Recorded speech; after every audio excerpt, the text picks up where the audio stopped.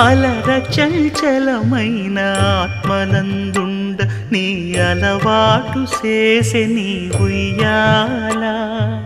అలర చంచలమైన ఆత్మలందుండని అలవాటు చేసే నీ ఉయ్యాల